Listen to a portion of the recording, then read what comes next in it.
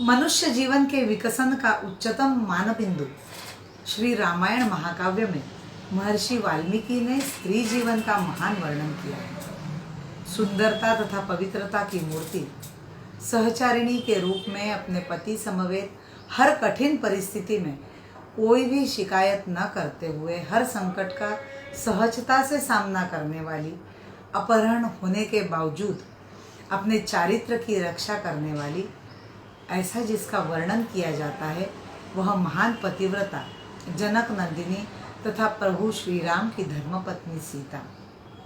सीता का श्री राम के साथ व्यतीत किया हुआ काल स्वर्णिम काल था, किंतु सुवर्ण मृग के मोह ने सीता के सामने अनेक कठिन परिस्थितियां उपस्थित की। महर्षि वाल्मीकि हमें यही संदेश देते हैं कि कोई कितना भी महान तपस्वी हो, मोह से उसका विनाश हो सकता है। लक्ष्मण जी ने सीता जी से कहा कि वह मृग नहीं, मायावी राक्षस है, लेकिन सीता जी ने लक्ष्मण की एक न सुनी।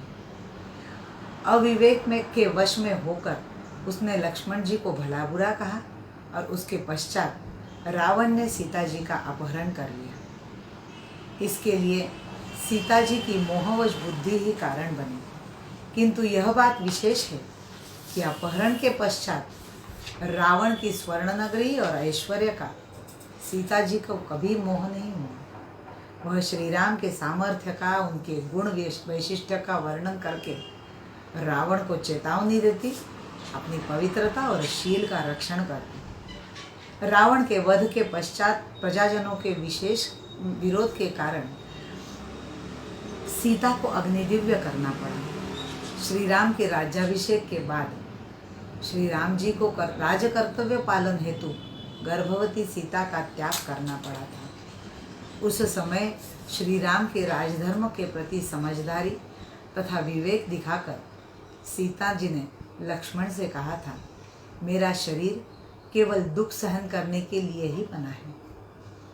तुम महाराज जी से कहना कि वह राजधर्म का पालन करे। सिंहासन की प्रतिष्ठा किसी भी व्यक्ति से श्रेष्ठ होती है, वह अपने धर्म का पालन करे। सीता जी की महानता इन्हीं वाक्यों से परिलक्षित होती है। प्रभु रामचंद्र जी को वनवास मिलने पर जहाँ राम वही सीता कहकर एक राजदुलारी ने स्वेच्छा से वनवास सहन किया और दुराचारी रावण से अपना चारित्र एवं शील बचाकर आने के बावजूद अपने पति के संपूर्ण विश्वास की अधिकारी रहते हुए भी प्रजाजनों ने मेरे कारण श्री राम की प्रतिष्ठा कम हो रही है, इसलिए बिना कोई प्रश्न किए वनवास की स्वीकृति देना, यह केवल सीता जी ही कर सकती है। सीता जी का मनोगत तथा श्री राम, लक्ष्मण और सीता जी का जिन गुण विशेषों पर वार्तालाप चल रहा है, अगर उसी भूमिका में हम समझ लेते तो किसी को भी कोई आक्षेप शेष नहीं रहता। आजकल कम हो रही नैतिकता, गैर जिम्मेदार अर्धज्ञानी बुद्धिवादियों ने अपने मन से निकाले हुए अर्थों से प्रभु श्री रामचंद्र जी के चरित्र पर भी शंका जताई जाती है। क्या यह उचित है? श्री रामचंद्र जी ने कर्तव्य पालन हेतु सीता जी का परित्याग किया, सीता वियोग का दुख दोबारा सहन किया। भूमि कन्या सीता जी ने भूमि के उदर में गुप्त होकर अपने पतिव्रता होने का प्रमाण भी दिया और पातिव्रत्य का महान आदर्श निर्माण करते हुए अपना जीवन समाप्त कर लिया। एक पत्नी व्रत धारण किए हुए प्रभु रामचंद्र जी को पूरा जीवन सीता वियोग का दुख सहना पड़ा। ऐसा था सीता जी का दिव्य चरित्र।